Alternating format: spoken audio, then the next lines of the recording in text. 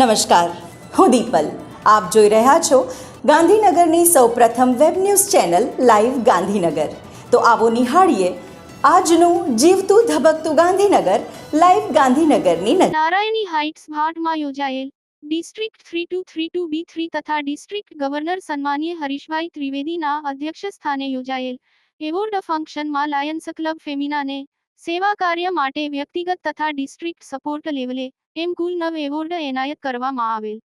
District award નાઇટના chief guest સુનિલભાઈ ગુગલિયા હતા તથા આમંત્રિત મહેમાનમાં ત્રણેય વાઇસ ડિસ્ટ્રિક્ટ ગવર્નર લાયન હિરેનભાઈ મેવાડા, લાયન એલ.કે. વાઘેલા તથા લાયન ભરતભાઈ શેઠ ઉપસ્થિત હતા.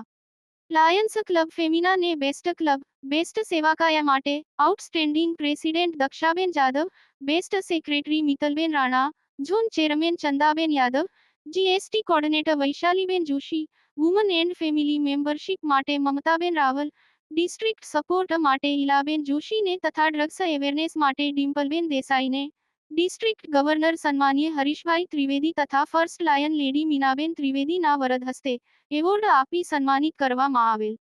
વર્ષ દરમિયાન કરેલ ઉમદા સેવાકાર્યના સરવૈયા સ્વરૂપ 2024-25ના પ્રમુખ દક્ષાબેન જાદવ તથા તેમની સમગ્ર ટીમ અને ફેમિનાના તમામ સભ્યોના સહયોગ થકી આ તમામ એવોર્ડ પ્રાપ્ત કરી ક્લબની પ્રતિષ્ઠા તથા સન્માનમાં વધારો થયો છે. કૈલાશધામ આશ્રમ પેથાપુર ખાતે ઉનાવા હોમગાર્ડ યુનિટ દ્વારા પગપાળા ધજા લઈ અને ગુરુજી મુક્તાનંદ બાપુના નિજ મંદિરે ધજા અર્પણ કરવામાં આવી. આ કાર્યક્રમમાં ગાંધીનગર જિલ્લા હોમગાર્ડ કમાન્ડ અને વિષ્ણુભાઈ પ્રજાપતિ, ઉનાવા યુનિટના ઓફિસર ઇન્ચાર્જ વિજયસિંહ ડાભી, પૂર્વ ઇન્ચાર્જ રમણજી ઠાકોર તથા મોટી સંખ્યામાં હોમગાર્ડ ભાઈઓ જોડાયા હતા. આ આશ્રમમાં 100 જેટલા વૃદ્ધો કાયમી મુક્તાનંદ બાપુના આશ્રમમાં સેવાનો લાભ રહી રહ્યા છે. આ આશ્રમનો સંચાલન પૂર્વ ડીવાયએસપી અર્જુનસિંહ રાઠોડ કરી રહ્યા છે. આ કાર્યક્રમમાં ભજનીક કલાકાર તરીકે રતનસિંહ વાઘેલા, ભાણાભાઈ પ્રજાપતિ તથા સુપ્રસિદ્ધ કલાકારો હાજર રહ્યા હતા.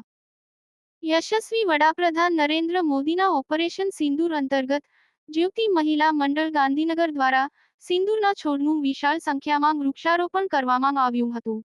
સેક્ટર 20ની પ્રાથમિક શાળાના કમ્પાઉન્ડમાં મહાનગરપાલિકાના મેયર શ્રીમતી મીરાબેન પટેલ દ્વારા સિંદૂરના વૃક્ષને પ્રારંભમાં રોપીને વૃક્ષારોપણ અભિયાનનો શુભારંભ કરવામાં આવ્યો હતો.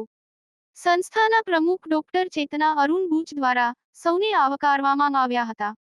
ડોક્ટર ચેતનાબેન દ્વારા યશસ્વી વડાપ્રધાન નરેન્દ્ર મોદીના ઓપરેશન સિંદૂર અભિયાનને ખૂબ ખૂબ અભિનંદન આપી અને આપણા દેશની માં, બહેન, દીકરીઓની રક્ષા કાજે નરેન્દ્રભાઈ મોદીની હિંમતને બિરદાવી માં જગદંબાના આશીર્વાદ પણ પ્રધાનમંત્રી શ્રી પર ઉતરે તેવી શુભ ભાવના પણ વ્યક્ત કરવામાં આવી હતી.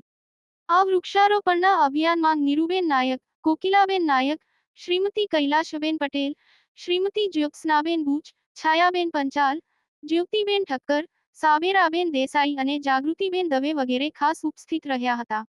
આ પ્રસંગે બહેનોને સિંદૂરના છોડ પણ ભેટ આપવામાં આવ્યા હતા. વૃક્ષારોપણ પહેલા પર્યાવરણ વધારો, પ્રદૂષણ હટાવો, વૃક્ષ વાવો, વરસાદ લાવો વગેરે જેવા સૂત્રોચ્ચાર પણ કરવામાં આવ્યા હતા.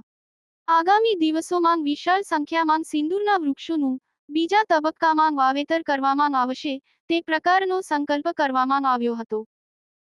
આજ રોજ વાવોલ ખાતે સીતારામ સંસ્કૃત પાઠશાળામાં ઋષિ કુમારોને ચોપડા વિતરણના કાર્યક્રમમાં મહંત શ્રી સુનિલદાસજી મહારાજ, ઓમકાર ગુરુજી, હાર્દિક જાની, કેતન જોશી, વિષ્ણુભાઈ ત્રિવેદી અને આચાર્યશ્રી સાથે ઋષિ કુમારો સાથે ગુજરાત બ્રહ્મ સમાજના અધ્યક્ષ ડોક્ટર અશ્વિન ત્રિવેદી ઉપસ્થિત રહેલ અને શાસ્ત્ર સાથે શસ્ત્રનું પણ શિક્ષણ લઈ ધર્મની રક્ષા કરવા અનુરોધ કરેલ.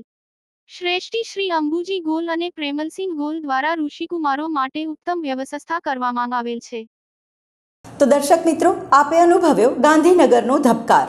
આપની આસપાસ બનતી આવી જ ઘટનાઓની જાણકારી અમારા સુધી પહોંચાડવા માટે સ્ક્રીન પર દર્શાવેલ નંબર પર વોટ્સએપ દ્વારા અથવા ઈમેલ આઈડી પર મેલ કરીને આપ અમારો સંપર્ક કરી શકો છો. ધન્યવાદ.